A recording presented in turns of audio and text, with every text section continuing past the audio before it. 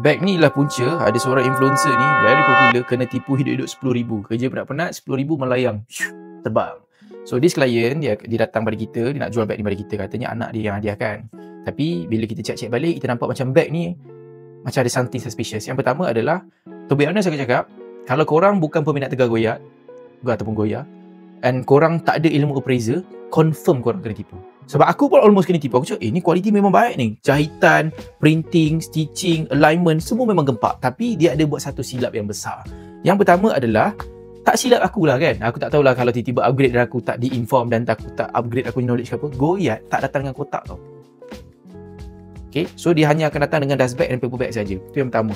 Yang kedua adalah, Goyat punya dust bag, dia tidak secantik ni.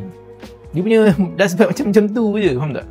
Nanti korang akan tengok lah kan. So, ini adalah orang kata apa, suspicious yang pertama. Tapi terus terang aku cakap, power. Tengok condition pula. Quality dia bagus. Dia bagi ni, nampak? Mat ni clip, magnet. Lepas tu dia bagi sekali dengan ribbon, dengan receipt, dengan ni, dust paper, dengan ni semua. Lepas tu dia bagi sekali dengan ni, nampak ni? Paper bag, nampak? Memang gempak, lawa. And to be honest aku cakap dengan kau, kalau korang beli satu bag fake, tiba-tiba korang dapat full macam ni. Kalau korang beli bag kat luar, tiba-tiba korang dapat macam ni. Ribbon bercantik, dust paper ni pun tiba-tiba cantik, dia tak balut lagi, tak koyak lagi. Something wrong. Dia pelik lah sebab dust paper ni bukannya untuk kau simpan dalam bag. Dust paper ni untuk kau balut dalam kotak. Tapi tiba-tiba kalau kau tengok, dah cantik lah. Dia nak suruh kau balut sendiri ke? Tak nak. Okay? So korang kena make sure kalau korang nak beli apa-apa, make sure korang check dulu. Pakai Entropy ke, CICC ke. Kadang buat gitu orang pun tak apa, buat dengan orang lain. Tapi make sure korang tak kena tipu. Sekarang ni, kita dah maklumkan pada owner. Owner tergamam. Tergamam.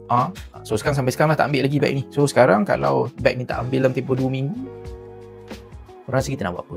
So anda kata kalau korang nak informasi lebih lagi pasal bag korang original atau tidak, ataupun korang nak jual barang kat kita orang, DM kita orang sekarang.